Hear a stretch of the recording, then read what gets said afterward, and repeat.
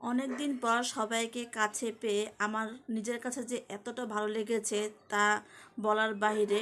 তো আমি নিজে খুবই আনন্দ পেয়েছি আর কি। এই জায়গাটা গিয়ে নিজের কাছে খুবই ভালো লেগেছে, আর সবাইকে কাছে পেয়েছি তার জন্য আরও বেশি ভালো লেগেছে। তো কি হয়েছে না হয়েছে, কেন ভালো লেগেছে অবশ্যই বলতেছি। আসসালামু আলাইকুম, আশা করছি সবাই ভালো আছেন। আলহামদুলিল্লাহ, এই তো আমরা সবাই ভালো আছি। প্রতিদিনের মতন আরেকটা নতুন ভিডিও নিয়ে চলে আসলাম।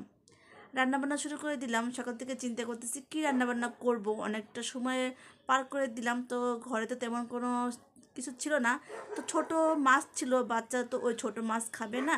তো চিন্তা করলাম যাক তাহলে ডিম আছে, একটু ডিমই রান্না করি।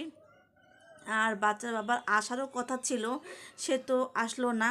তো অনেকবার ফোন দিয়েছিলাম, সে তো ফোন ধরতেছে না। এখন কোথায় আসে না আসে, কখন আসবে সেটাও বলতে পারতেছি না। যার কারণে আমি ডিমটাই বসিয়ে দিলাম। তো এই তো রান্নাটা বসিয়ে দিয়ে এই তো মেয়ে চলে আসলো স্কুল থেকে, ওর পরীক্ষা চলতেছে। তো এইমাত্রই চলে আসলো, আর আমার তো রান্নাবান্না চলতেছে।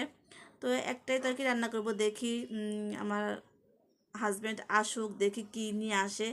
বলেছিলাম তো টুকিটাকি কিছু বাজার লাগবে, দেখি হ্যাঁ সময় মতন যদি আসে তাহলে তো নিয়ে আসতে পারবে। মেয়েকে বললাম তুমি আর ফুচকা খেও না, কারণ তোমাদের শরীরটা ভালো না, কেন ঘন ঘন এরকম ফুচকা খাও, ওদের কাছে নাকি খুবই ভালো লাগে। আমাকে একটা দিল, মিস আর করলাম না। যাই হোক, খেয়ে দিয়ে রান্না করে চলে আসলাম। আলুটা প্রায় কষানো হয়ে গেছে, আর এখন ডিমটাও দিয়ে দিব। তো আমি 4টা ডিমই নিচ্ছি। তো শুধু দুপুরের জন্যই রান্নাটা করতেছি। আর রাতেরবেলা দেখি বাচ্চা বাবা কী নিয়ে আসে, সে অনুযায়ী রান্নাটা করবো আর কি। আর ভাতটাও বসিয়ে দিয়েছি, এই চুলায় ভাতটাও হচ্ছে। আর বাইরে আজকে ভালোই রোদ, চেয়েছিলাম আর কিছু কাপড় চোপড় ধুবো, তো চিন্তা করলাম অনেকটা দেরি হয়ে গেছে, থাক এখন আর ভালো লাগতেছে না, তাই কাপড় চোপড় পরে আর ভিজাইলাম না। তো এই তো আমার তরকারিটা কষানো প্রায় হয়ে গেছে, ডিমের তরকারি আর কি। আমার কাছে ডিমটা খেতে অতটা ভালো লাগে না, কি আর করব, বিপদে পড়লে তো এগুলি খেতে হবে। তো যাই হোক, রান্নাটা প্রায় হয়ে আসতেছে, বলক পারলে একটু জিরার গুঁড়ো দিয়ে তারপরে নামিয়ে ফেলবো। আর এর মধ্যে তো অফ ক্যামেরার মধ্যে টুকিটাকি তো অনেক কাজকর্ম করতেছিলাম। এই, কিছু থালা বাসনও ছিল, সেগুলো ধুইলাম। এ তো মেয়ে ফুচকা খেয়ে মাত্র রাখলো, সেটাও ধুয়ে নিলাম। আর কাজের ফাঁকে ফাঁকে আমি কিন্তু বেসিন টেসিন আশেপাশের জায়গাগুলো একটু পরিষ্কার করার চেষ্টা করি, কারণ আমার নিজের কাছে খারাপ লাগে, কেমন যেন এটা তেল কাজটা লাগে। তো যাই হোক, রান্নাবান্না তো চলতেই আছে। এই তো, আর রান্নাবান্না প্রায় শেষ, আর দেখাতে পারলাম না। ভাতটা সেকা দিয়ে নিতেছি, আর ডিমটাও হয়ে গেছে। কি আর দেখাবো, ডিমের একটা তরকারি, এজন্য পুরো ভিডিওটা দেখাতে পারলাম না। আর একটু গরম পানি দেবো, ছেলেও চলে আসবে মাদ্রাসা থেকে, গোসল টোসল করবে আর কি।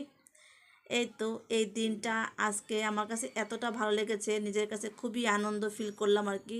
সবাইকে একসাথে পেয়েছি, আমার 3 ভাই একসাথে আছে, আমার আত্মীয় স্বজন পুরো ফ্যামিলি সবাইকে একসাথে কাছে পেয়ে আমার কাছে খুবই ভালো লাগতেছিল। অনেক দিন পর সবাইকে পেয়েছি, তো এর জন্য খুবই ভালো লাগতেছিল। তো ছোটো ভাইয়ের বড় ছেলের সুন্নতে খাতনার একটা ছোটোখাটো একটা আয়োজন করেছিল, মাসাল্লাহ আমার আমার কাছে তো খুবই ভালো লেগেছে। আর আমার সব ভাই বোনও দেখে মানে অবাক হয়ে গেছে যে ছোট ভাই খুব পরিশ্রম করে করলো সারাটা দিন। তো আমার ছোটো ভাইও খুবই আনন্দ ফিল করলো আর কি, সবাইকে একসাথে পেয়ে।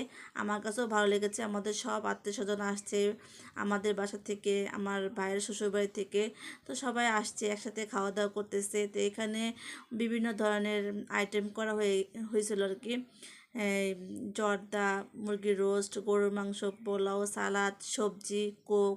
মাশাল্লাহ, ছোটো ভাই হিসাবে খুব ভালো আয়োজন করতেছে। আমার ভাই তো খুবই হাসি খুশির মাধ্যমে দিনটা কাটাতেছিল, ভালোই লাগতেছিল। তো এখানে আমার 3 ভাই একসাথে আছে, দেখে খুবই ভালো লাগতেছে। তো কেমন লেগেছে অবশ্যই জানাবেন। সবাই ভালো থাকবেন। আসসালামু আলাইকুম।